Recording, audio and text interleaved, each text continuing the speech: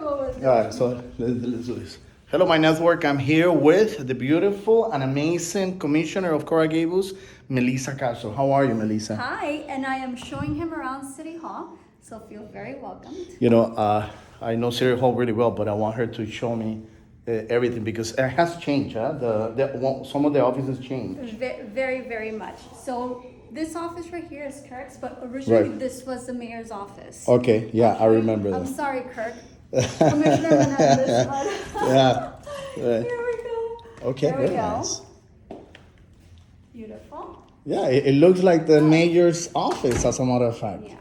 All right, and then this is your area here, and then, which well, you this share is- with them. Yes. This is Gabby's office, which is our lead liaison. Right. Okay. You come in through here. Right, I did. You come in through here. I did. Okay, and of course that's my boy's office right there. You know, who's the best mayor? Who's the best mayor of Coral Gables? Listen, we have so many good mayors here, it's hard to say. Oh, Come interesting. on in. Come on in. Interesting. And this is my Right. office, Very nice. Perfect. which would be probably changing very, very soon.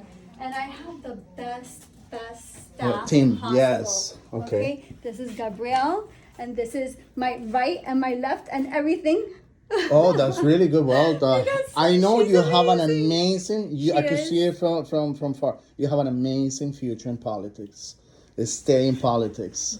I see right through you. You're gonna be amazing in Yeah, politics. she helps me You with too. everything. You too. But her, she's the future of politics. 100%. She helps me with everything. All right, So- Melissa. So I'm here, and I'm just I came to see Lago last week, and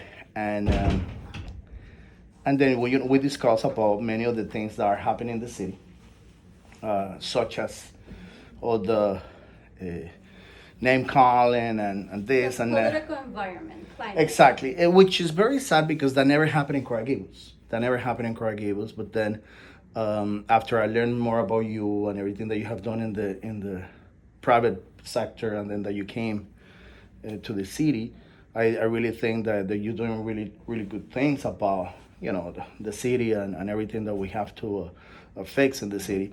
But also you're like in the middle of all this choose media politics that I really don't like. See, I was in an amazing property in Cocoplum about a month ago, and then here I am listening to what everybody was saying about the politics in Coral Gables, and I felt embarrassed because number one, I know the mayor, and number two, I grew up in Coral Gables half of the time, and Coral Gables is a city that always has been a high class city. So it's very sad that everything has developed the way that it has. So I want to be able to be the one in the middle to actually bring some common sense to someone that I want to help, because I really want to help you from the private sector to the city in any way. I want to marry one of my nonprofits that I support, which is Camilo's House, and anything that we could do for Camilo's House, that's like my and I want to push everything that we could do for Camilo's House. But on your take, why you think that this is going on so negative? Because I came to say hi to you, but also to take your version of the issue. I personally think we should just focus on the positive. We live in one of the best cities in the United States, and unfortunately it's become very political and personal, and I really prefer not to engage Right. in that type of behavior, especially because I feel that we're above it. Okay. But we have great things going for us. We Okay. live in an amazing city. I just asked you if you are a result-driven individual, and you say yes. But do you think the mayor? I respect Vince because of all the great results that he has brought to the table, to the city, and I have been. I have disagreements with him, many disagreements, but they're very little. But he has brought really good results to the city. Do you share the feeling that I have, that he has brought good results to the city or not? He has. He's a great hard worker. In something we don't see eye to eye, and I think it's gotten too personal. But I think us as a commission, we've done a great job, except for the bickering. Right. Okay. I prefer not even to get into that. Right. You know? Okay. Which is fine. And just the fact that you said that is more than fine. I'm here because I want to support Melissa and everything that you want to do. First of all, you're a Colombian fellow like me. We're both Colombians. You come from the private sector as well. I barely have time to do this, and a lot of people, at least the people that follow me, they always tell me, you know what, you should run for something. You should. One of the reasons that I'm not in politics is because I'm very direct. Number one. Number two, I would have hit someone. At this point, I would have been in jail already. It could get very nasty, and it shouldn't be that way. And I hope that starting from today, I want to be able to tell the world that I want to support you in the things that we agree on. Anything that I could do to help your office, I'm here for you. I'm gonna send you a list of the things that I think the city should work on, and also I think that and I told something to Vince. Listen, maybe we could come to agreements for her to help you on. And he said, yes, track. That's what he told me. So that's why I'm here, and that's it. Well, beautiful. I appreciate your visit. Thank you so much, Melissa. You are the best. Thank you. I'm gonna ask you again. So, Melissa, what has been your report card? What's your report card on all the results that you have brought to the city? I know of a few, but I want you to tell me everything that you have done, and I'm gonna see if everything that you're gonna tell me is true. Go ahead. Well, no, I'm gonna tell you lately what I've been Right. working on in the past several months. I've been working on a welcome home packet, Right. which goes to all new residents that come into Coral Gables, but it's all over my social media and my newsletters. Okay. If some older residents want it, they're more than welcome to have it. But here I put together, and I think I'm the only one in the commission who does this. Right. It's a welcome letter explaining them how the commission works and how voting works. And then it tells you things about the centennial and information about the commission, how it's residents talk to the commission goes through city attorney, city manager, city clerk, and really how it's distributed. Then a lot of useful information where all the park. I gave him a little gift here. Okay, very nice. Okay. And then where all the parks are located, where you could go play pickleball. Okay. And all city facilities, phone numbers, country club, golf, the things you can do when there was a farmer's market, go to the museum, all this we put together. In your experience, most of the people didn't know that this was going on? So here's the thing, you move into Coral Gables. Right. What do? You Google it, right? Right. But do you really know what you're paying taxes for? Right. What services are included? Where you're welcomed, where you're not welcomed, where it's opened? Trash pit, garbage, recycling. Do you know that right away? No, of course not. Right. So why not give you a welcome packet? Exactly. Okay. Exactly. And this is exactly what you created this. Nobody has done it. Okay. No. I created this. It explains about freebie. You know how many people don't know about freebie and it's included within the city? Right. Trolley. It explains that to you as well. The service areas. Where the EV charging stations are. And then I give you a directory. Like sometimes you end up calling people 1,000 times and Right. you have the wrong phone number. You don't have this and you don't have to worry. I gave you the exact people you need to contact when you're having difficulties. I told you a little about our first responders, who's our chief of police, who's our chief of fire. This is really like a welcoming package, pretty 100%. much, right? I'll explain to you what's happening with FPL undergrounding. Okay. You see, I don't know that. What's happening? Bueno. I think that's don't want to worry about that. As long as I pay my bill, it's fine. But go ahead, No. Commissioner. This is a different conversation for a different day. Okay. But it's something. Just give me wonderful. the It's not por encimita, yeah. yeah. It's not coming from resident pocket. Okay. It's an agreement we did with FPL, and they're starting to underground the cabling. So when That's a very hurricane comes about or whatever the case is. And you pushed that? residents. You pushed it on the Me commission? in particular, no, this was something that was already brought up Okay. before I was elected, but this is a benefit. And to the everybody whole agreed city. on this? Or no? Well, I would have to go back to that meeting to see if everybody agreed on Right, this, but okay. I wouldn't see why not. Right, yeah, This I is- think that's perfect for the residents, Yeah, yeah. absolutely. This is a major And it's benefit. free money from This is FPL. This is a major benefit, and it's something that FPL has been doing. Okay, They're amazing. doing it into phases, and and I tell you how to connect with me. I'm always available. Of course you Tuesdays are. with Melissa, which is today. Yeah, exactly. That's why I'm here. I did What else have you done, Melissa? resident parking rate. Yeah, tell me about it. If you go into my social media, you'll Right. see that you can go ahead and register. It's a 25% discount for resident parking on any pay station that's pay by phone. Okay. So we have the Menorca garage and the street parking, and basically any garage that you pay by even the street parking that you Right. pay by phone. How do you think about? How do you feel about developing?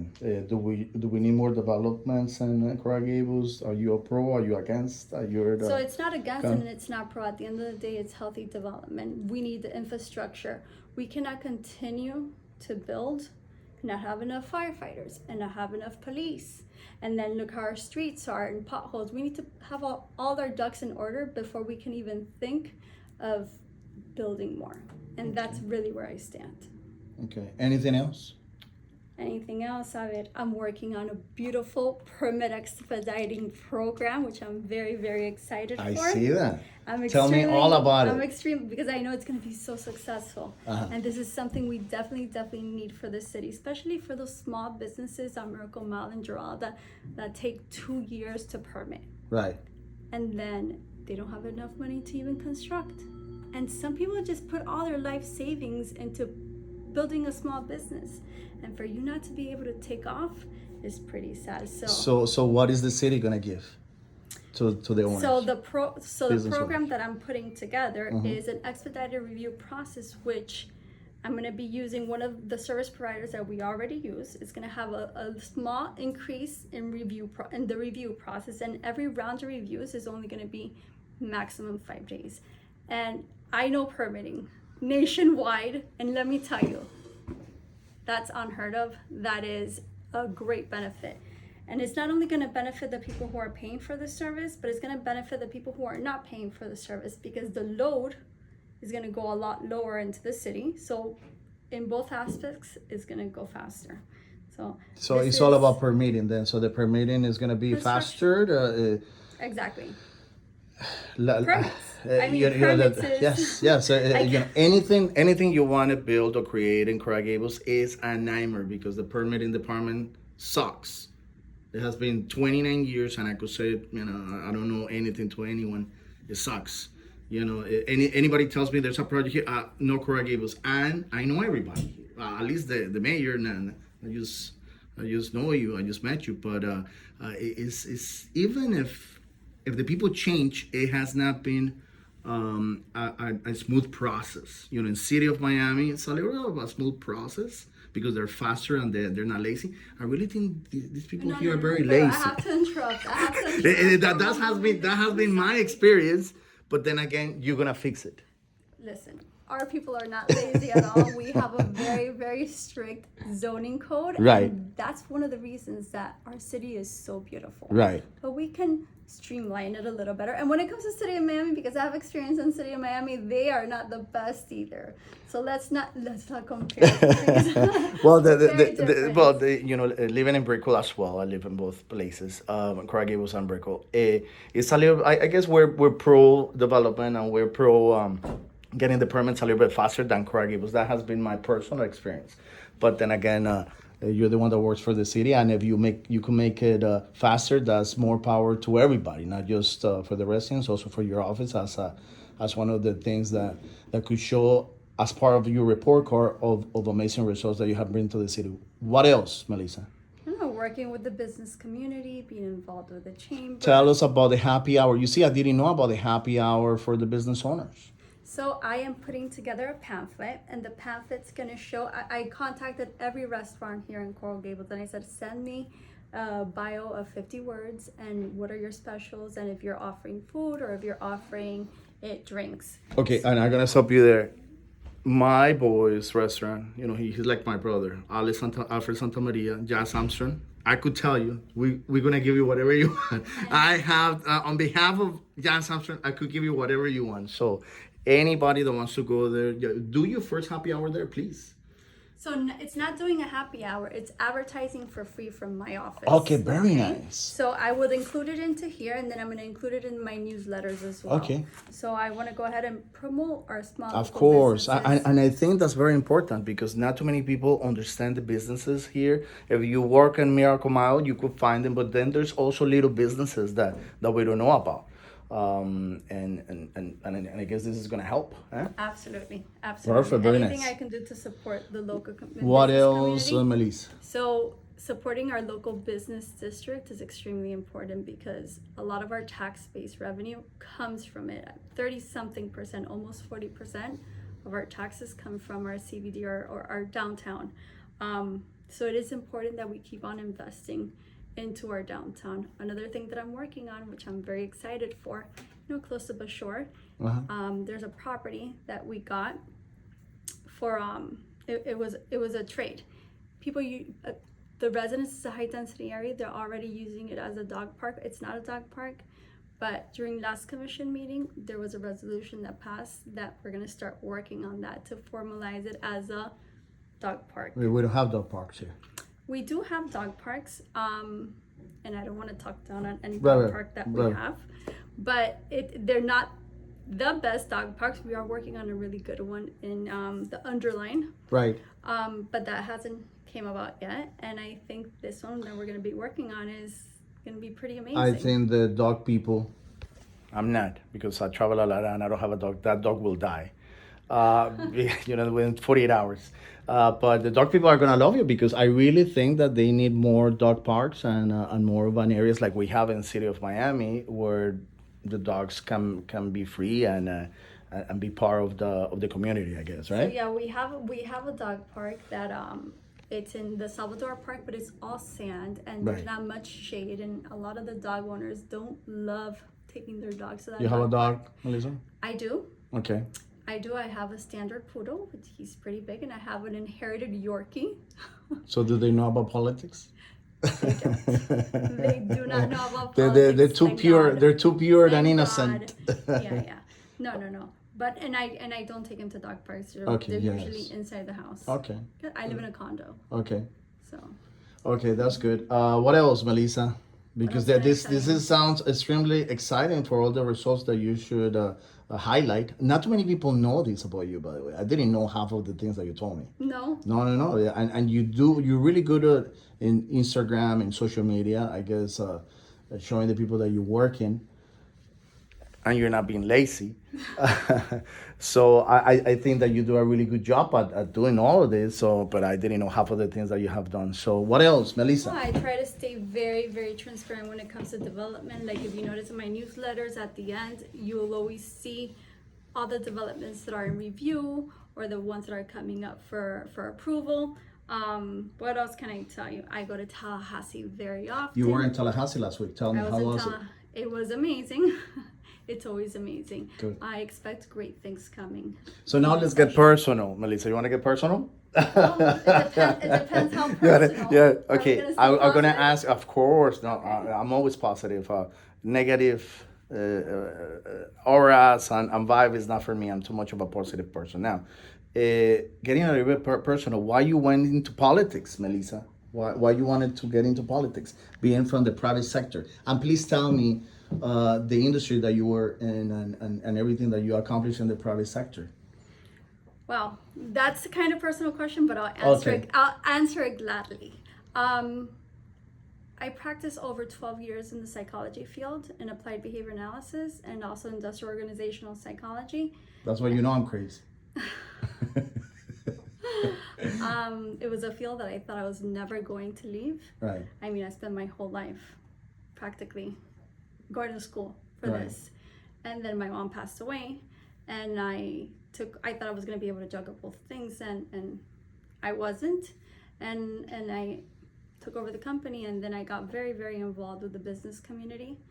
And I thought my next step was to be able to do something more, to be a commissioner. I ask you this because it's also very personal for me. I see that there's so many things that need to be changed in the cities, in government. And whenever you come from the private world, we fix them like that. At least I fix them like that.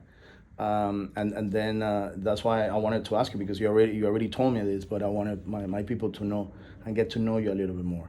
So that's why I ask you this. You think that politics, even though it's a nasty business to be in, is gonna be worth it for all the sacrifices that you had to endure and that you enduring with everything that you want to do?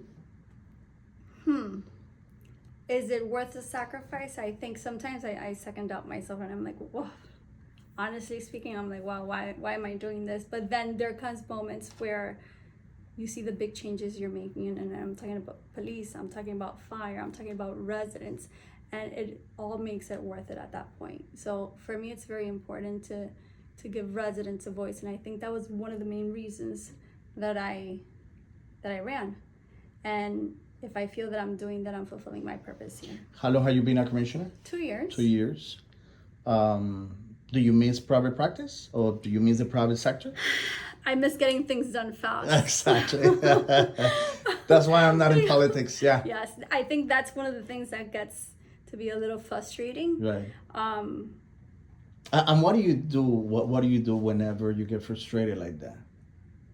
I push. People might think I'm a little crazy. Yes. I work 24 hours a day. You might be getting emails from me at 2 in the morning, at 1 in the morning. And then I'm very consistent and persistent. I push, and people, like an Aries. Some city employees think, Such like, an what's Aries. the hurry? I'm like, I just want to get it done. Yes, yes. Because- I have friends that are politicians. I've been part of the government on the I guess viewer side, and as a spectator. And let me tell you, I don't have patience for everything that you guys, the way that you guys have to wait for everything, or to get an answer for everything to actually get done. And I admire that, because I'm not a patient person. I'm not. I need to see results, and I want everything now. So that's one of the things why I'm not in politics, because that frustration will highlight how how a non-political person and how of a non-diplomatic person I am, because I will send everybody to hell. Pretty much. But I'm very glad that I got this chance to talk to you, Melissa. Absolutely. Thank you for the time, and I appreciate it a lot. Thank Absolutely, you. absolutely, anytime.